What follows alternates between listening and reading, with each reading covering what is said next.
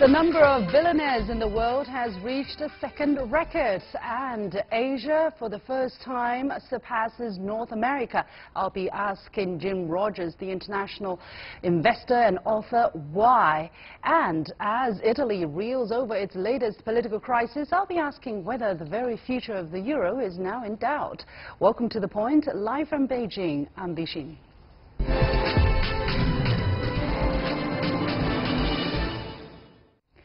WealthX, a global authority on wealth intelligence, released its latest billionaire census recently. According to the report, the world's billionaire population and their combined wealth reached record highs in 2017. With an increase of 15% over the previous year, the number of billionaires in the world reached 2,754 last year, while their total wealth grew almost by a quarter year-on-year to $9.2 trillion.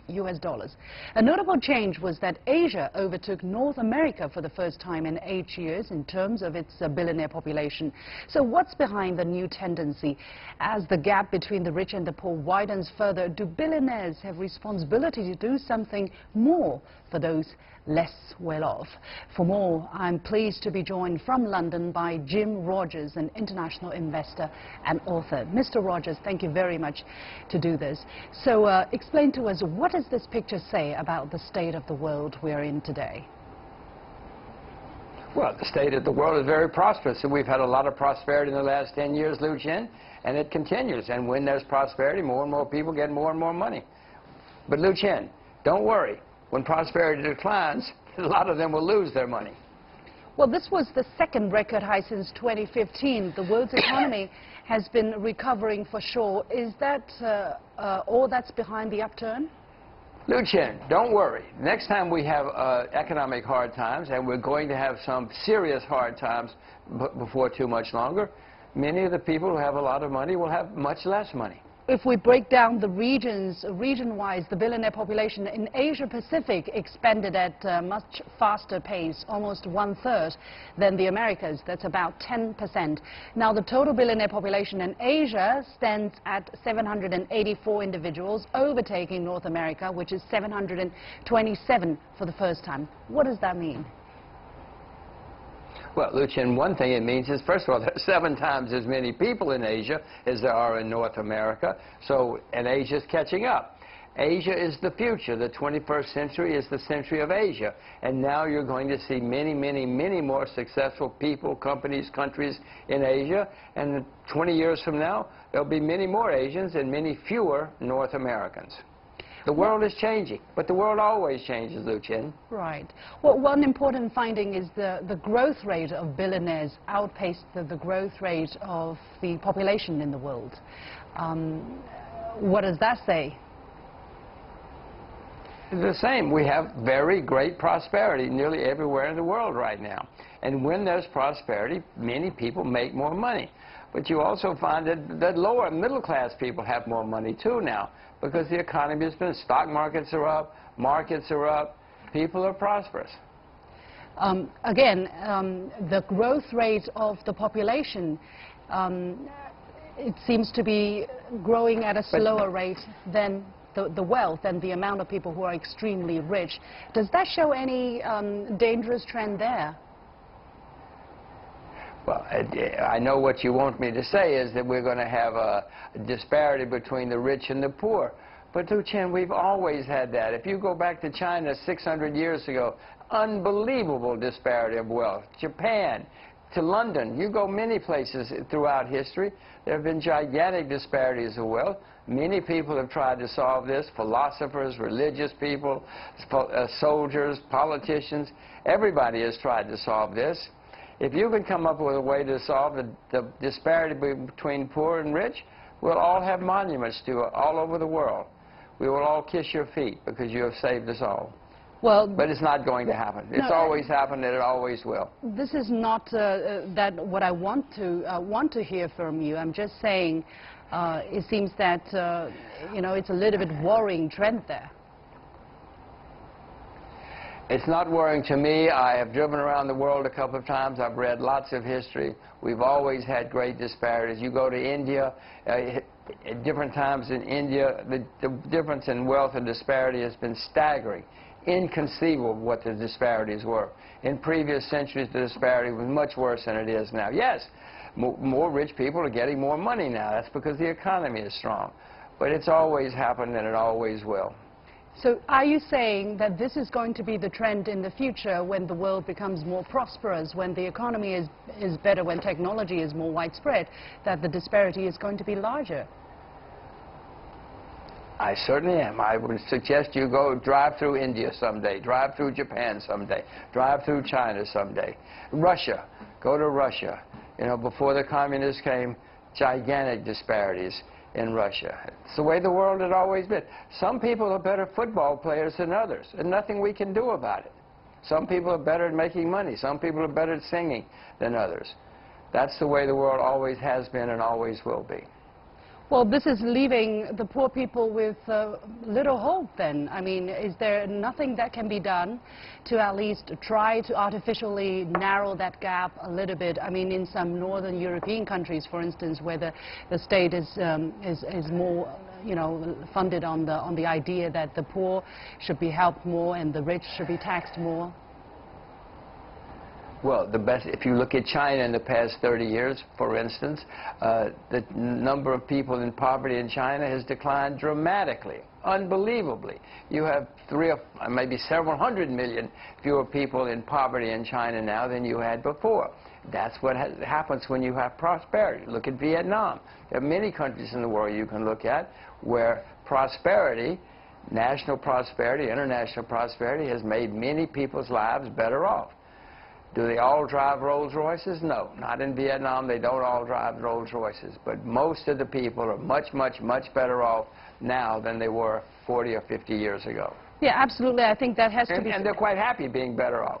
Right. I mean, take China's example. In the 40 years China has been reforming and opening up, the people's per capita GDP has grown by 56 times. So that's great progress there. And again, as you said, you know, millions of people, tens of millions of people have been lifted out of poverty. And yet we are seeing very big income gap, right? The richest person in China at this moment is Pony Ma with a whopping $45 billion worth. But are you saying that this is going to be the case in the future, that there will be such even widening gap between the poor and the rich? Because when we started, late paramount Chinese leader Deng Xiaoping said, let some people get rich first. But what he also implied was that eventually more people will be lifted out of poverty, more people will become prosperous. And it is the belief of communism is that, you know, you will have some kind of a shared wealth among the people. Well, Deng Xiaoping is probably the most important person in certainly in the 21st century, in the 20th century, because of what he did for China. He brought so many hundreds of millions of people out of poverty. He increased, I don't know if you're old enough to remember China 40 years ago when he started. I mean, there was nothing there. You look at China now, and it's unbelievably exciting to go to China. I don't think most people, I don't mind that one guy has 45 billion or whatever it was you said. I know that because whenever I go to China, the restaurants, the theaters, the shops, everybody's shopping and they're happy and they're much more prosperous than they were before. I don't think many of them really resent the fact that 10 or 12 or 15 are much richer now than they are, but it's because everybody else is better off too. Let's look a little bit at the responsibility factor that I was mentioning at the beginning of the show. According to WealthX data, billionaires donate around 3% of their total wealth over their lifetime, but that wouldn't change the overall trend of the widening disparity. Will such a staggering level of inequality continue to worsen in the future? Is there anything that can be done, I don't know, donation or whatsoever, that can be done to buck that trend? Well, I'm not going to tell anybody what to do with their money, you or anybody else, but I do know that many people give a lot of money to charity and do good works. I like to give money to education because education changed my life. So people should do what they want to with their money, and if they want to give it away to help other people, by all means, do it. And if they do, then everybody who receives, or whichever charities or universities or whatever, are better off. I'm not in favor of telling people what to do with their money or their lives. I'm not going to tell you that you should be a TV announcer instead of a football player. You do what you want. But at this moment, given the statistics we're faced with, do you think the rich people are doing enough in helping the poor? Well, it depends on which poor. If the poor who are getting money are quite happy, I don't know. I do know that a lot of money is given to charity. I go to various educational institutions. They're always very happy when they receive money, and they put it to good use most of the time. But nobody's ever come to me and said, you have to give more. And I don't think that they should tell people what to do. The best thing that people can do is to have their own lives, live their own lives, develop themselves to the fullest, and then if they have a lot of money, they'll probably help other people. The other ways to help, you can hire people. I'm sure the man that you mentioned who had $45 billion has given many people jobs. Lots of people benefit from his success and the fact that there are successful people. The successful people hire people, and they spend money too, which helps many people.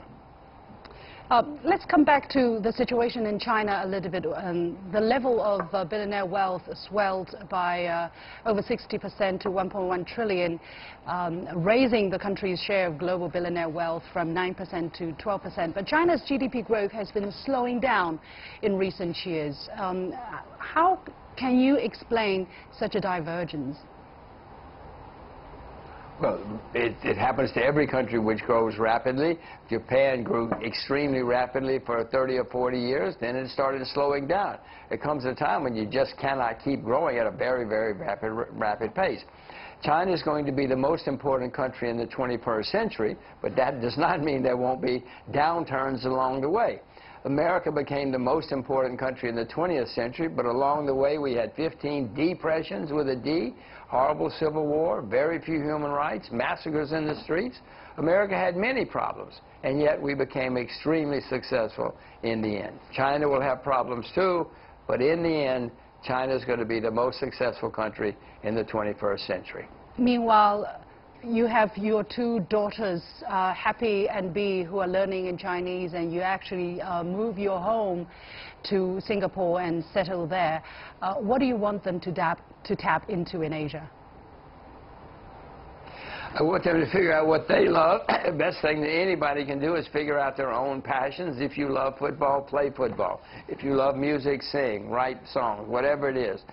If you do what you love, you will be successful and you will be happy. And even if you're not successful, you're happy. What difference does it make? So I want my daughters to be happy, which will lead to their own success. I moved them to Asia because China is going to be the most important country in the 21st century. They speak Mandarin like natives. That will not make them successful, but will help them in the 21st century. Right. Now that I think of it, I wanted to ask you whether you have any advice to any investors out there who are looking out for where to put their money to in the next year or two. Would you say something to them? The single most important thing that they need to know, Lu Shen, is to invest only in what they know. Do not listen to me. Do not listen to anybody else. Do not take hot tips. Everybody knows a lot about something, whether it's sports or cars or fashion or something. Stay with what you know. Find opportunities where you know. You will see them before I will. You will know what to do better because you already know a lot about it. Just stay with what you know. Nobody likes to get this advice, but that's the way you get rich.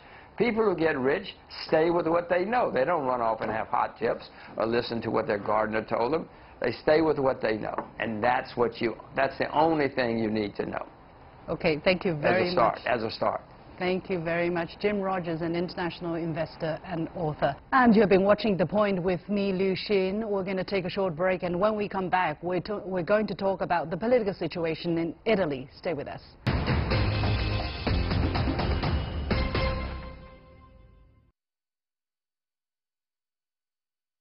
A fast-moving political crisis in Italy this week has hit the European Union 2 years after Britain voted to leave the EU.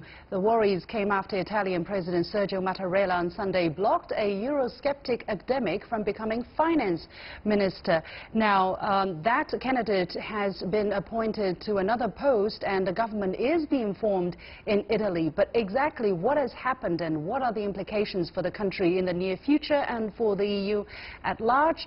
Let us talk about it. I'm very pleased to be joined in the studio by two guests who are from Italy. They are Francesco Sisci, who is an expert on Euro affairs and a senior researcher at the Center for European Studies at Renmin University, and joining us from Shanghai, Michele Geraci, head of the China program at the Global Policy Institute. Gentlemen, welcome to the show. So, Mr. Sisci, let me start from you. Explain to us exactly what has happened since Thursday evening.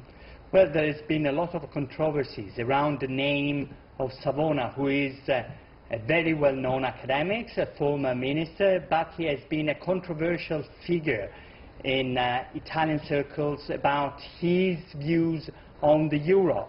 Somebody has depicted and portrayed him as anti-euro, whereas he has protested. He has never been against the euro. He has been for the reform of the EU and of the euro.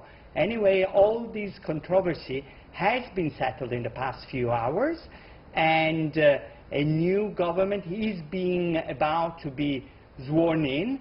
Savona is in the government. He's no longer Minister of Finance or Economics, but he's going to be Minister of Relations with the EU, still very important position.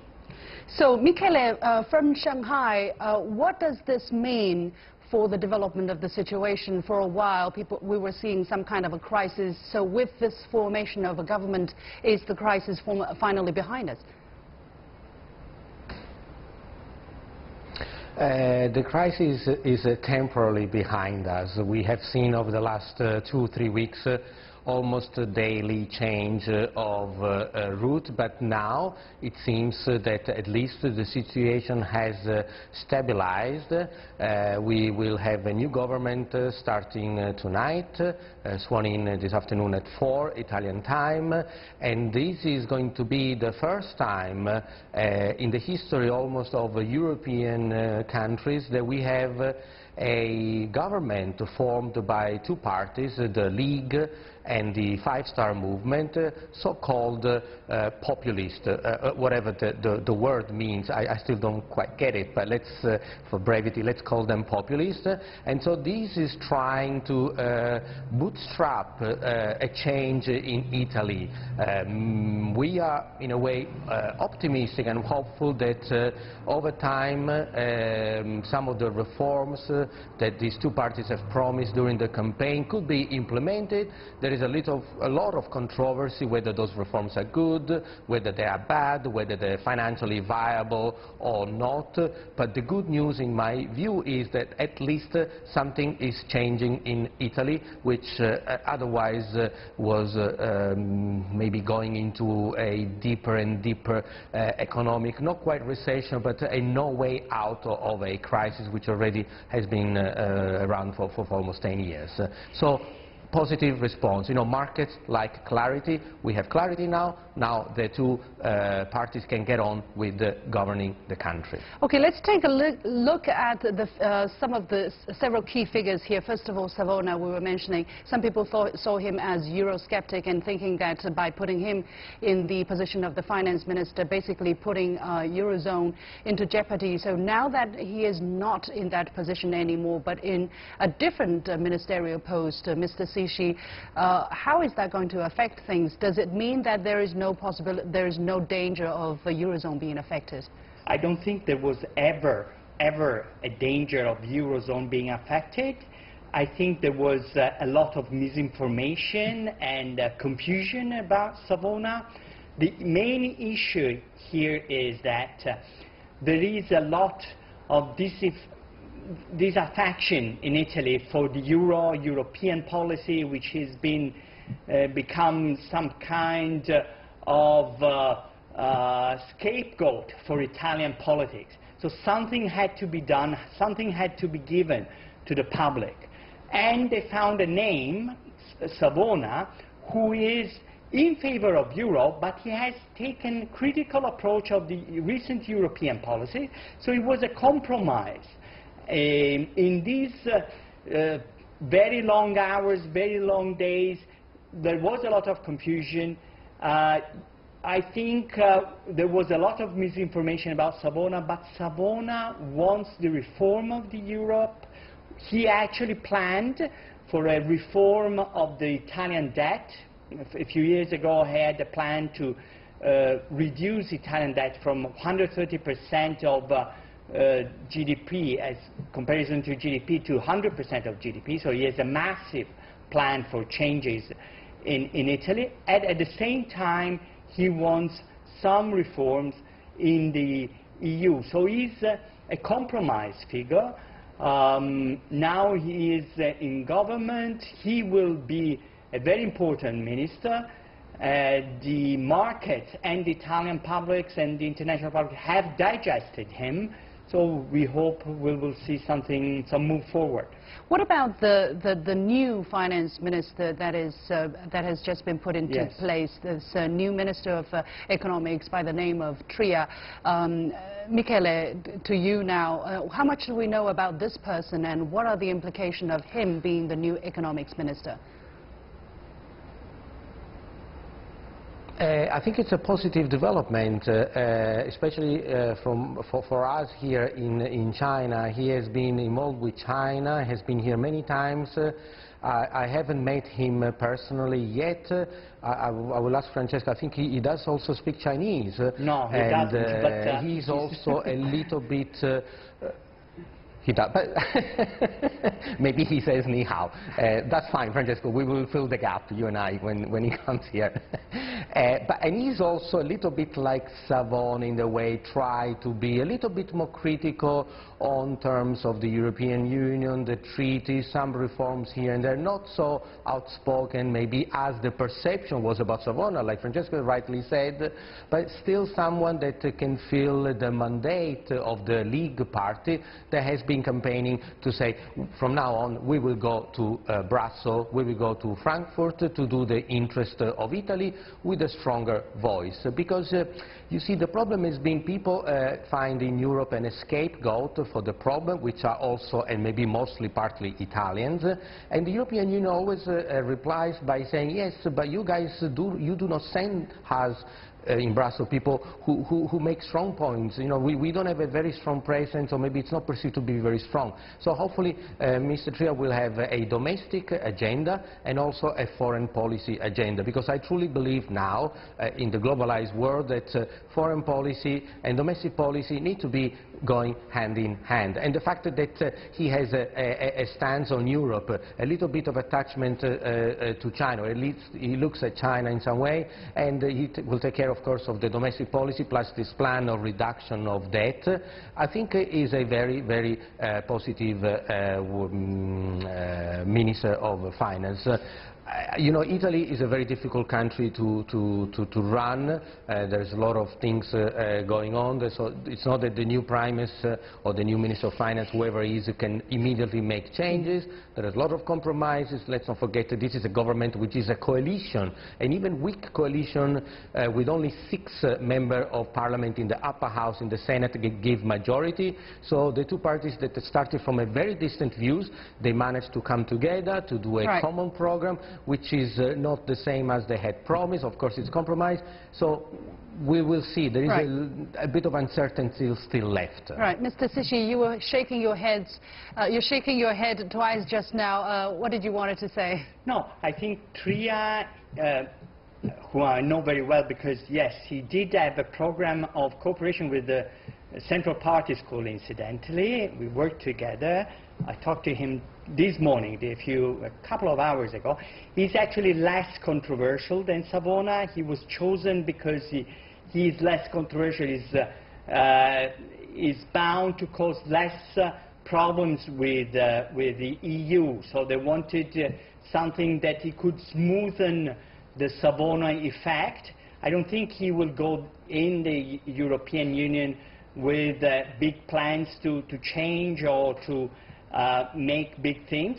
He's more like a person who will follow the lead of the party leaderships and of the president, Mattarella, who will be, I think, very involved in the running of the government.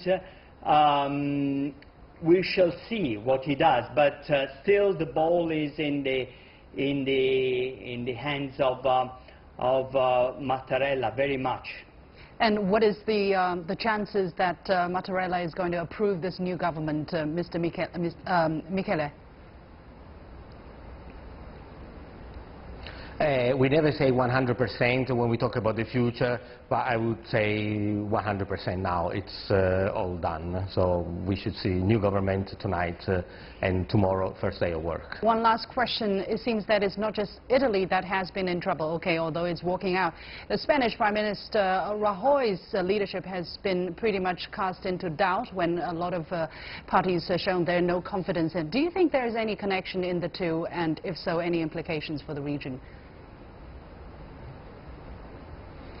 I think that there is a big connection. You mentioned Brexit at the beginning. People are growing a little bit unhappy with the general status quo. They take it on the current government, they take it on the European Union, they take it on whoever is running anything, because they need to find someone to complain against. In the case of Rajoy, it's the government. In the case of Italy, it's been a little bit the past government and the EU. In the case of England, it's been the European Union and Brexit.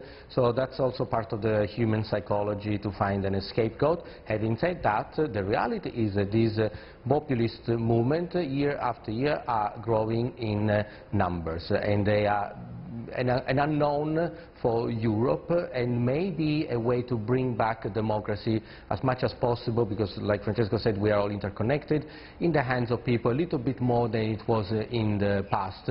Maybe this is only an illusion, but even if it is just an illusion, it will work for the next few years. Okay, many thanks to my two guests, Francesco Sisci, Senior Researcher at the Center for European Studies at Rome University, and Michele Giraci, Head of the China Program at the Global Policy Institute. And that is it for this edition of The Point with me, Liu Xin. As always, download the application called CGTN to watch the show on your mobile devices. Follow me on Facebook and Twitter using the handle The Point with LX, or go to YouTube and look for CGTN The Point. Thanks for watching. You've got The Point.